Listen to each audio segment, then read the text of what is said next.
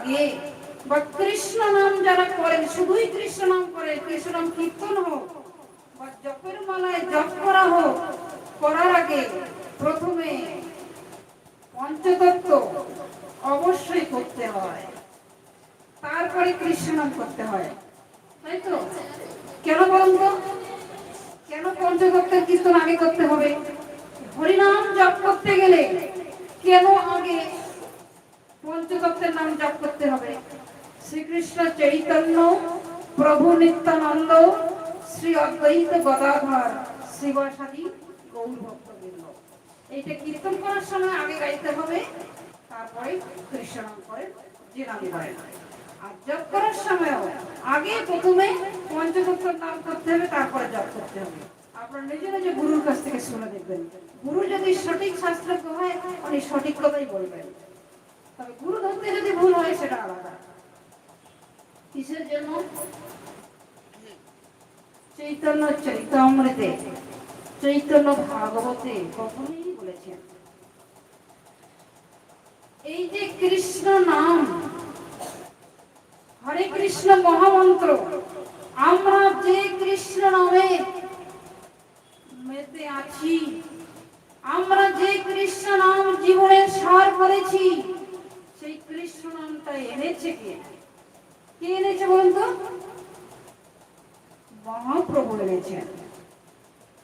মহাপ্রভু এনেছেন, জগতে কিভাবে বিলি করেছেন বলেন তো? মহাপ্রভু কৃষ্ণ নাম বিলি করার দায়িত্ব দুজনকে দিয়েছিলেন। জানেন কি কাকে কাকে দায়িত্ব দিয়েছিলেন? অন্তরঙ্গ ভক্ত সঙ্গে করে প্রেম আস্বাদন, আর বহিরঙ্গ ভক্ত সঙ্গে করে নাম সংকীর্তন। দু বাহু তুলে বহিরঙ্গ ভক্তদেরকে নিয়ে মহাপ্রভু হরে কৃষ্ণ কৃষ্ণ কৃষ্ণ হরে হরে, হরে রাম রাম রাম হরে হরে, এই কীর্তন করেছিলেন। আর অন্তরঙ্গ ভক্ত সঙ্গে করেছেন প্রেম আস্বাদন, সেটা গম্ভীরায় পুরীতে। পুরীতে গম্ভীরা মন্দিরে গেছেন, যেটা রাধাকান্ত মঠ বলে। মহাপ্রভু 12টা বছর একটা ছোট্ট ঘরে থেকে ভজন করেছিলেন।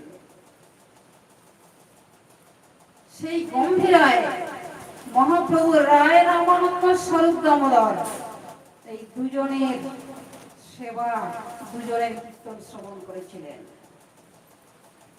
মহাপ্রভুর 3.5 জন ছিলেন অন্তরঙ্গ ভক্ত, স্বরূপ দামোদর, সিকিমাইতি, রায় রামানন্দ আর মাধবী দেবী। মাধবী দেবীকে হাত ধরেছে, নারী বলে তাকে হাত ধরেছে, কিন্তু আমরা যখন দেখবো শুনবো নারী বলে হাত ধরেছে, তাহলে নারীদের ভজন কি অর্ধেক নয়? যদি কোনো পুরুষের পুরুষ অভিমান থাকে তো কোনোদিনই ভগবত প্রাপ্তি হবে না। তার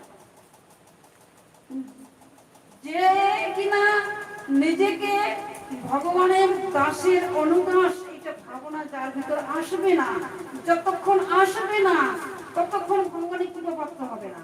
আমরা জগতে কেউ পুরুষ নই, পুরুষ যদি থাকেন একজন, সে হচ্ছেন ভগবান শ্রীকৃষ্ণ, একজনই পুরুষ।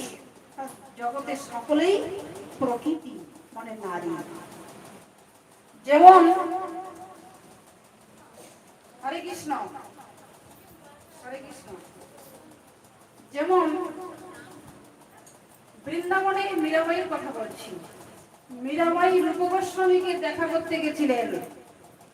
রূপ গোস্বামীকে সকলেই চেনেন, 6 গোস্বামীর মধ্যে প্রথম যার নাম করা হয় জয় রূপ সনাতন ভট্ট রঘুনাথ শ্রীজীব গোপাল ভট্ট দাস রঘুনাথ। এই রূপ গোস্বামীকে দেখা করতে গেছিলেন, দুয়ারে গিয়ে দাঁড়িয়েছেন মীরাবাই। তো রূপ গোস্বামীকে দেখা করার জন্য দুয়ারে দাঁড়িয়ে বলছেন, আমি ভগবান ভজনে যিনি নিমগ্ন হয়েছেন, যার নাম জগৎ প্রসিদ্ধ রূপ গোস্বামী, সেই রূপ গোস্বামী বাবাকে আমি একবার দর্শন করতে চাই, এই জন্য এসেছি। রূপক গোস্বামীকে গিয়ে যখন একজন খবর দিলেন